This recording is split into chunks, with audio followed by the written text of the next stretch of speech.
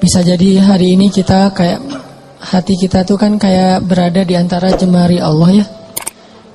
Artinya buat Allah ngebolak-balikin hati kita tuh seringan kita ngebolak-balikin bola pingpong, bola tenis meja. Gampang banget, cuman dengan 2 jari doang. Beda banget kan kita ngebolakin hati si dia tuh udah berdarah-darah gak balik-balik ya. Kita tuh udah berdarah-darah, udah keluarin modal habis, mobil jual, segala macam dijual, sampai ngutang kemana-mana, hatinya gak berbalik. Kenapa? Karena yang megang hati dia tuh bukan kita. Kalau buat Allah ngebalikin hati itu gini doang. Di antara jemari Allah. Ini bukan masalah Allah itu punya jari ya. Karena laisa kamitslihi syai'. Jangan dianalogikan punya jari kayak makhluk, itu nggak boleh. Cuman di sini semacam permisalan betapa mudahnya buat Allah ngebolak-balikin hati orang.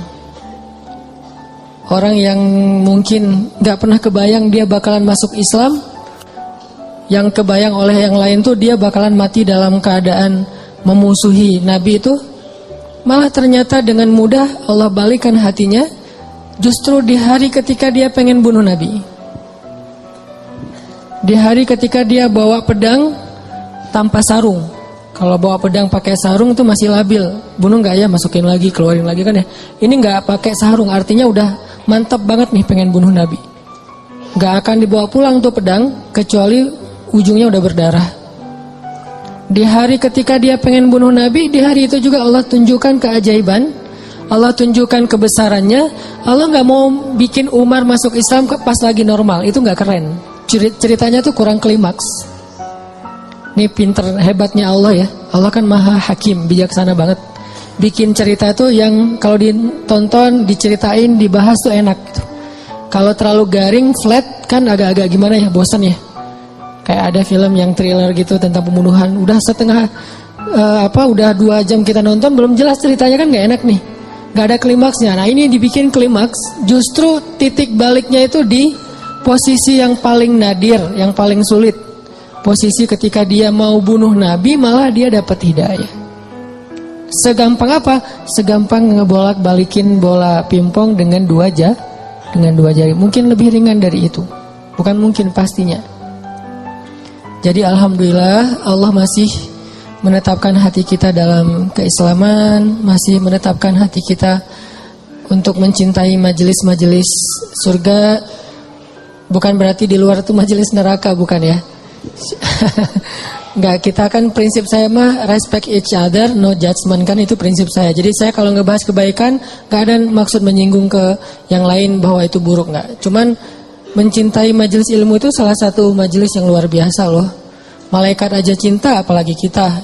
Artinya malaikat itu enggak punya modus apa-apa kan mencintai majelis ini. Enggak gara-gara malaikat datang ke sini terus malaikat dicatat sama malaikat lain, lu datang ya, gua catat nih. Enggak kan? Malaikat enggak saling mencatat lah. Malaikat kan mencatat manusia.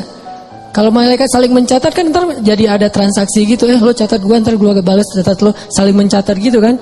Berapa? 10. Udah tambahin deh nolnya. Kan 0 doang jadi 100 misalnya. Gak ada malaikat saling mencatat amal malaikat. Malaikat itu mencatat kita. Jadi gak ada modusnya malaikat datang ke majelis ilmu itu, kecuali karena memang majelis ini emang baik. Malaikat itu nge-like bukan karena pengen di follow, fallback sama kita. Gak butuh malaikat fallback dari kita. Kita yang butuh fallback dari malaikat. Apa untungnya malaikat di fallback sama kita? Nggak nguntungin kan, biasa aja. Karena followersnya udah banyak. Jadi nambah 1-2 dari manusia tuh kayak nggak ngaruh gitu. Kalau kita penting banget di fallback sama malaikat. Kenapa? Karena malaikat kalau nge-fallback itu pasti komennya tuh kebaikan. Allahumma firlahu warham. Itu komennya malaikat. Ya Allah, ampuni dia, rahmati dia, ampuni dia, rahmati dia. Jadi nguntungin kita. Malaikat yang nggak punya kepentingan apa-apa, nggak modus ngapa-ngapain, nggak ada keinginan apapun, cinta dengan majelis ilmu, apalagi kita yang memang bermodus. Dan modus kita kalau karena Allah insya Allah namanya ikhlas. Modus kita pengen diingat wajah dan nama kita sama malaikat-malaikat. Nanti mereka akan bersaksi di akhirat. Dia tuh ahli ilmu. Kedua, modus kita pengen dapat doa dari malaikat yang menaungi majelis ilmu. Ketiga, kita pengen dibangga-banggain sama Allah. Allah tuh ngebanggain kita di mana? Di Arosy, sampai mention Jibril, @Jibril Apa tuh gua cinta sama siapa misalnya di antara kita. Nama kita disebutin loh, di-mention, di tag beneran itu. Kecuali nama kita mungkin nama yang agak-agak susah dibaca ya, terlalu banyak bahasa-bahasa asingnya. Kalau namanya standar-standar aja, Asep misalnya ya, apa gitu, itu insya Allah malaikat gampang nge-like-nya gitu. Makanya namanya jangan susah-susah. Sampai kakek aja nggak tahu pas tanya, ini cucunya siapa namanya? Nanya ke anaknya, nama anak kamu siapa gitu. Saking susahnya nama anak sekarang. Jadi Allah tuh ngebanggain kita tuh pakai nama kita. Nama yang ada di KTP, nama yang ada di SIM. Kecuali nama-nama terlarang ya. Tapi kalau namanya masih wajar, KTP, SIM itu sama dipakai di langit. Allah nge-mention kita, terus dikasih tahu kepada Jibril. Jibril ngasih tahu ke malaikat. Malaikat ngasih tahu ke seluruh makhluk, ngedoain kita. Kan bermodus tuh. Jadi kalau malaikat aja nggak ada modus cinta dengan majelis ini, kayaknya kita punya alasan yang lebih kuat untuk tetap cinta. Dan ini salah satunya bimbingan hati dari Allah. Alhamdulillah. Kita syukurin terus biar Allah tambahin lagi, istiqomahin lagi. Setiap minggu, setiap bulan, setiap tahun sampai akhir hayat kita. Teman-teman yang dirahmati Allah, malam ini kita bahas tentang life goals. Kalau dalam bahasa ulama itu disebut dengan himmah. Salah satunya disebut dengan himmah. Apa kepengennya kita? Apa yang bikin kita happy? Apa yang bikin kita ngerasa hidup itu meaningful, bermakna? Ini namanya himmah. Mungkin kalau bahasa sederhananya life goals. Sebelum kita ngobrolin tentang masalah himmah, life goals ini, coba kita baca satu paragraf kecil di dalam surat Ali Imran ayat 35. Biar gaung tilawah kita itu makin menggetarkan arasy Allah dengan kebaikan. Surat Ali Imran ayat 35. Kita baca sampai ayat 37. Surat Ali Imran ayat 35 sampai 37. A'udzu billahi minasy syaithanir rajim. Silakan.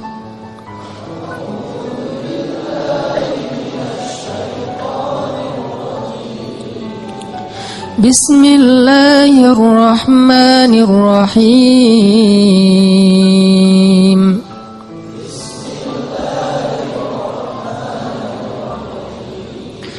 إذ قالت امرأة عمران رب إني نذرت لك ما في بطني محررا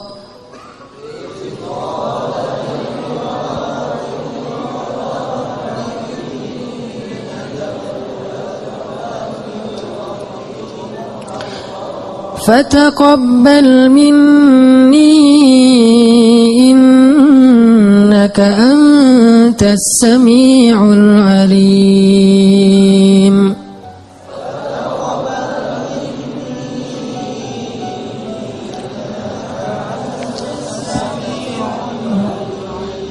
فلما وضعتها قالت رب إني وضعتها أنثى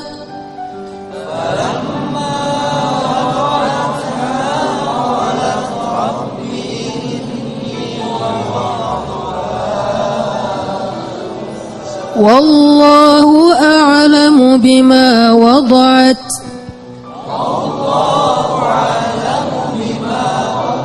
وليس الذكر كالأنثى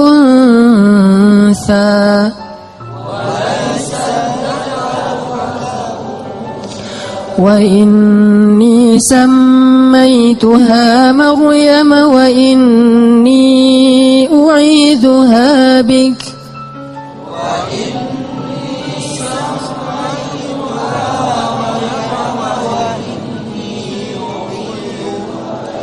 وإني أعيذها أعيذها بك وذريتها من الشيطان الرجيم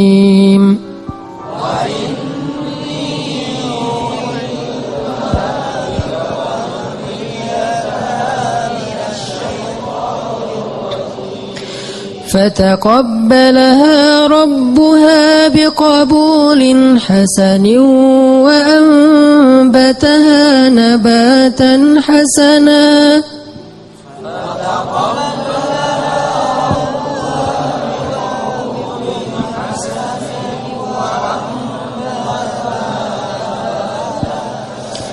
وكفلها زكريا كلما دخل عليها زكريا المحراب وجد عندها رزقا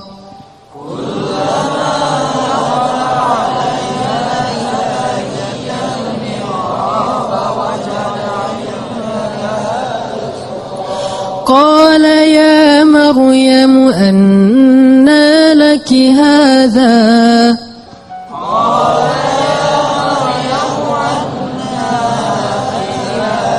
قالت هو من عند الله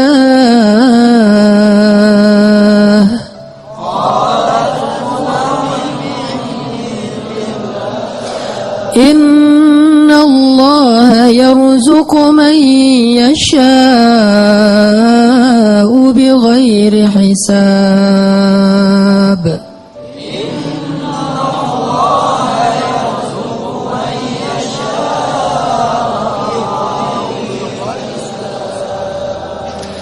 Ingatlah kisah ketika istri Imran berdoa, "Ya Tuhanku, sesungguhnya aku bernazar kepada Engkau agar janin yang ada dalam kandunganku kelak menjadi seorang hamba yang berkhidmat kepadamu di dalam masjid, yaitu Masjidil Aqsa. Maka terimalah nazarku itu. Sesungguhnya Engkaulah yang Maha mendengar lagi Maha mengetahui." Maka ketika ia melahirkannya, ia berkata, "Ya Tuhanku, aku telah melahirkan anak perempuan, sedangkan Allah lebih tahu apa yang dia lahirkan. Dan anak laki-laki tidaklah sama dengan anak perempuan dalam aturan-aturannya. Dan aku memberinya nama Maryam, dan aku memohon perlindunganmu untuknya dan anak cucunya dari gangguan syaitan yang terkutuk." Maka Allah menerima Maryam dengan penerimaan yang baik, membesarkan Maryam dengan pertumbuhan yang baik, dan menyerahkan pemeliharaan Maryam kepada Zakaria. Setiap kali Zakaria masuk menemuinya di dalam mihrab kamar khusus ibadah, Zakaria mendapati makanan di sisi Maryam. Lalu Zakaria bertanya, "Wahai Maryam, dari mana engkau memperoleh makanan-makanan ini?" Maryam menjawab, "Semua ini dari Allah. Sesungguhnya Allah memberi rezeki kepada siapa yang Dia kehendaki tanpa perhitungan." Shadaqallahul azim. Ini adalah sepenggal kisah teman-teman tentang himmah, life goals. Bahwa di sini dikisahkan himmah atau keinginannya Ibu Maryam, istri Imran. Dan by the way, Imran ini adalah salah satu simbol keluarga paling keren yang Allah rekomendasikan di dalam Al-Quran. Selain keluarga Nabi Muhammad itu ada dua keluarga lagi, keluarga Ibrahim dan keluarga Imran. Jadi kalau kita pengen niru, pengen jadi rumah kita itu seperti apa sih? Seperti rumah Nabi Muhammad, Baitun Nubuwah, atau rumahnya Ibrahim, atau rumahnya Imran. Salah satu dari tiga itu. Kalau bisa tiga-tiganya lebih keren. Dan Allah rekomendasiin itu di dalam Al-Quran. Allah telah innallaha astafa Adam wa Nuhan wa ala Ibrahim wa ala Imran alal alamin. Allah menjadikan mereka lebih daripada semua yang ada di dunia. Dua keluarga ini, keluarga Ibrahim dan keluarga Imran. Bahkan sebagian ulama sampai berdebat, Imran ini nabi atau bukan. Sebagian mengatakan Imran ini orang solih, dan sebagian lagi mengatakan Imran ini termasuk salah satu di antara nabi, walaupun bukan rasul. Karena sebagian ulama mengatakan Nabi itu ada 124.000, banyak. Dan salah satunya ada Imran. Terlepas dari perdebatan status Imran, yang jelas dia adalah hamba terpilih. Dan Allah menikahkan Imran dengan seorang perempuan yang sangat solehah. Perempuan yang gak sembarangan perempuan. Yang dari bibit yang luar biasa ini nanti muncullah keturunan-keturunan yang luar biasa, hebat, menyejarah. Sampai Al-Quran aja nyebut mereka, nyebut namanya, nyebut kisahnya, nyebut keutamaannya. Itu keren banget. Dan tadi saya bilang by the way-nya apa?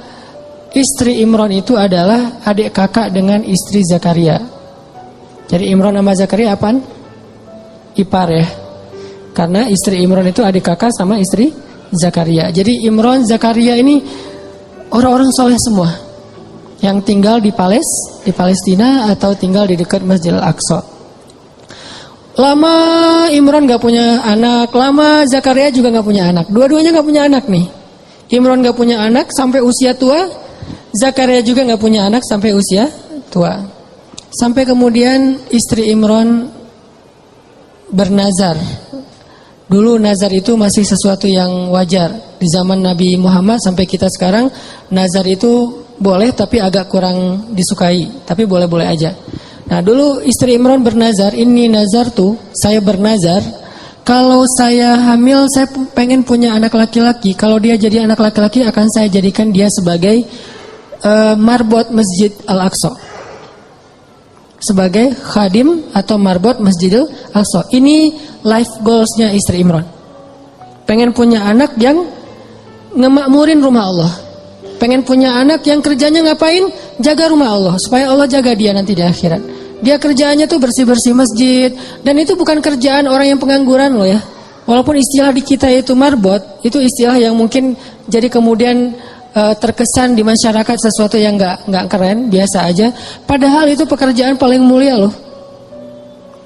Kalau ada orang yang sebagai mungkin dia yang bertanggung jawab di sebuah bangunan sejarah, perpustakaan, museum kayak gitu-gitu, ada yang lebih keren, ngejaga rumah Allah Subhanahu Wa Taala.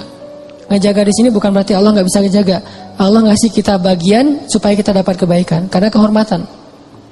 Kalau Allah menjagain sendiri terus nggak ada peluang kita untuk dapat kehormatan dari Allah. Justru karena Allah kasih kesempatan, ini bukan karena Allah kurang mampu, enggak. Tapi Allah pengen kita dapat kehormatan dengan menjaga rumah Allah. Memakmurkan rumah Allah. Itu life goalsnya istri Imran. Pengen banget punya anak laki-laki bakalan jadi seperti Zakaria. Jadi istri Imran ngefans banget berat sama Zakaria. Ya Allah saya pengen punya anak laki-laki kayak gitu tuh, kayak ipar saya. Kayak Zakaria, mudah-mudahan anaknya laki-laki. Nazar sampai, fataqabbal minni ya Rabb. Terima ya Allah, terima. Nazar. Dulu kan gak ada USG ya. Ketawanya pas sudah lahir. Pas sudah lahir, kaget istri Imran. Rabbi, inni wada'atuha unsa. Ya Allah gimana nih anaknya perempuan? Sementara, walaysa dzakaru kal unsa. Ini perlu kita garis bawahin. Laki-laki tidak sama seperti perempuan. Ini bukan bab emansipasi. Bukan Islam anti kesetaraan gender, bukan. Maksudnya adalah dulu tradisi orang Bani Israel, tradisi orang Yahudi yang ada di Palestina, perempuan itu nggak boleh menjadi marbot di masjid. Perempuan itu nggak boleh belajar di dalam masjid. Perempuan itu nggak boleh bahkan masuk ke masjid kecuali terbatas sekali gitu. Jadi maksud laki-laki tidak sama dengan perempuan, maksudnya tradisi yang berlaku waktu itu tidak sama laki-laki dengan perempuan. Ini bukan doktrin bahwa Islam itu nggak mengakui perempuan, bukan. Kita harus balik lagi ayat itu, kembalikan lagi kepada konteks sejarahnya. Makanya saya sering bilang, jangan menjudge sejarah dengan angle kekinian, pasti jadi salah paham. Kalau kita menilai sejarah tapi pakai persepsi kekinian, kita akan sering salah paham terhadap sejarah. Kok gini sih, kok gitu sih? Kenapa? Karena kita ngelihatnya benturan dengan culture kekinian kan? Makanya kalau pengen ngerti sejarah, pakailah angle sejarah. Jadi yang dilihat bukan cuma adegannya, sampai persepsi sejarah, emosional sejarah, lengkap gitu. Jadi sejarah itu sampai baper. Jangan cuman adegan tapi persepsinya kekinian, gak nyambung. Nah pada masa itu, laki-laki dan perempuan itu dibedain tentang masjid. Laki-laki boleh masuk ke masjid bebas, boleh berkhidmat di masjid, boleh belajar di masjid, boleh jadi ulama di masjid. Perempuan gak boleh, beda dengan di Islam kan. Kalau di Islam justru sebaliknya, Sama laki-laki dengan perempuan dalam masjid, cuman beda fikih. Kalau perempuan lagi haid nanti ada batasannya. Tapi kalau perannya di dalam masjid boleh banget. Buktinya apa? Aisyah itu ngajarin hadis di dalam masjid loh, dan muridnya laki-laki. Muridnya Aisyah itu juga banyak laki-laki. Walaupun berdua ngajarnya tuh, Abu Hurairah sama Aisyah. Tapi banyak hadis-hadis yang Aisyah tahu, Abu Hurairah nggak tahu. Atau hadis-hadis yang Abu Hurairah tahu, Aisyah nggak tahu. Sehingga mereka kayak saling mention gitu, saling broadcast. Aisyah broadcastin dong hadis-hadis yang gua nggak tahu, di broadcast sama Aisyah. Nanti Aisyah juga minta dari Abu Hurairah, saling transfer hadis. Bukan untuk mentahzir ya. Mereka mentransfer hadis bukan untuk nyalah-nyalahin, apa salah lo, enggak. Mentransfer hadis itu untuk saling sharing kebaikan, motivasi sifatnya. Oh ada hadis gitu ya, iya gitu. Jadi dalam Islam, Abu Hurairah, Aisyah ngajar di masjid. Nanti ada tokoh-tokoh perempuan yang luar biasa banyaknya. Termasuk yang paling legend itu kan Khadijah ya. Yang paling berpengaruh dalam dakwah Nabi kan Khadijah. Dan Khadijah itu gak tinggal diam di rumah nungguin Nabi Muhammad kemana ya, udah jam segini belum pulang, ditelepon gak diangkat aja, kayaknya habis baterai deh. Gitu-gitu enggak. Khadijah tuh gak pasif di rumah loh ya, gak bantu dakwah Nabi, dia aktif. Cuman tetap ada kayak etikanya, ada moralnya. Di masa itu justru Allah pengen mengubah tradisi orang Bani Israel yang menganggap perempuan itu kelas kedua di antara masyarakat. Makanya Allah nyindir, ini sebetulnya bahasa sindiran.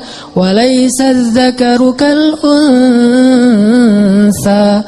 Menurut orang Bani Israel, perempuan itu nggak sama dengan laki-laki. Tapi di ayat berikutnya apa? Fataqabbalaha rabbuha biqabulin hasan. Tapi Allah sendiri nerima perempuan itu dengan penerimaan yang baik. Jadi Allah tuh pengen mengubah tradisi sebetulnya, biar kita nggak salah paham terhadap ayat ini. Tuh ayatnya tuh nggak sama laki-laki perempuan. Yang nggak sama itu bukan dalam persepsi ayat, bukan dalam persepsi Allah, dalam persepsi masyarakat. Dan Allah mengubahnya dengan kalimat fataqabbalaha rabbuha biqabulin hasanin. Justru Allah nerima perempuan itu dengan penerimaan yang sangat istimewa. Dia sediakan khusus mihrab buat dia, diberikan keutamaan buat dia, sampai turun makanan aja dari langit. Coba kurang apa perlakuan Allah? Treatment Allah ke Maryam tuh lebih istimewa daripada cowok-cowok yang udah lama di situ. Banyak tuh cowok-cowok, ada yang jomblo, ada yang udah nikah, itikaf di masjid, terutama yang jomblo ya, masih punya banyak waktu lah buat itikaf kan. Kalau udah nikah, kalau keseringan itikaf zalim juga sama istri ya kan ya. Kalau udah nikah mah dijadwalin seminggu sekali. Tapi kalau masih sendiri, itikaf aja setiap hari nggak masalah, apalagi kos-kosan nggak sempat bayar, udah di masjid aja. Jadi udah lama di masjid kayak gitu, tetap aja Allah nggak ngasih hidangan dari langit. Sedangkan cewek Allah kasih hidangan dari langit. Di sini menunjukkan bahwa Islam itu menghargai perempuan banget loh. Bisa dibilang jarang banget ada orang yang dapat hidangan ceng datang dari langit. Itu udah buah yang seger, yang udah kualitasnya luar biasa. Di depan Maryam, Zakaria aja sampai terheran-heran. Padahal Zakaria itu jelas-jelas sepakat ulama dia itu nabi. Zakaria aja terheran-heran dengan perlakuan treatment langit kepada Maryam. Sedangkan Bani Israel melecehkan Maryam. Jadi maksud walaysa dzakaru kal unsa, tidak sama laki-laki dengan perempuan di sini adalah Allah lagi nyindir tradisi Bani Israel. Itu maksudnya. Bukan dalam Islam itu laki-laki dan perempuan itu dibeda-bedain, bukan. Udah gitu, ya udah deh kalau gitu, udah terlanjur lahirin anak cewek, masa mau digimanain lagi gitu, masa dioperasi segala macam, enggak, susah. Akhirnya ibu Maryam menamakan anaknya Inni sammaituha Maryam. Apa arti Maryam secara bahasa? Khadimah. Maryam itu secara bahasa artinya marbot, cewek. Jadi arti Maryam itu khadimah, yang berkhidmat. Itu bahasa dulunya adalah Maryam, kemudian jadi bahasa Arab. Inni sammaituha Maryam. Saya pengen ngasih dia nama marbot perempuan, bahasa singkatannya Maryam. Mudah-mudahan engkau menerima dia ya Allah. Akhirnya dikaderlah Maryam dari kecil. Bayangin teman-teman, Maryam usia 3 tahun udah nanya-nanya ke ibunya, "Ma, kapan aku ke Al-Aqsa? Kapan aku beribadah di sana? Kapan aku disantrinin? Kapan aku dimasukin ke pesantren?" Itu 3 tahun udah minta-minta kayak gitu. Malah ibunya yang nggak tega, "Ma, aku kangen dengan Al-Aqsa." Karena belum waktunya, karena ada waktunya nanti dia boleh ke Al-Aqsa. Maryam setiap hari naik ke atas bukit, menghadap ke arah Al-Aqsa dan berbicara dengan Allah. Ya Allah, aku kangen dengan Al-Aqsa. Ya Allah, aku pengen ke sana. Ya Allah, ini daya tariknya Al-Aqsa. Jadi salah satu ciri orang beriman mencintai Al-Aqsa. Itu salah satu di antara bagian dari keimanan. Mencintai Al-Aqsa. Bukan karena konfliknya, bukan karena sentimen terhadap Israelnya, bukan. Karena emang kayak gitu turun-temurun dari zaman dulu. Ini tradisi. Tradisi spiritual namanya. Dari zaman Nabi Sulaiman udah kayak gitu, zaman sebelumnya juga kayak gitu, zaman Musa juga kayak gitu. Tradisi spiritual yang diturun-temurunkan. Dan Maryam kecil, anak usia 3 tahun, udah cinta banget dengan Al-Aqsa, pengen kesana, mah kapan. Kenapa bisa punya anak kayak gini? Life goals ibunya, himmah ibunya. Jadi kalau salah satu rahasia dari life goals itu kalau benar-benar kuat jadi himmah, nanti kita belajar apa bedanya himmah dengan sekedar basa-basi. Kalau benar-benar jadi himmah teman-teman, itu akan jadi kenyataan loh.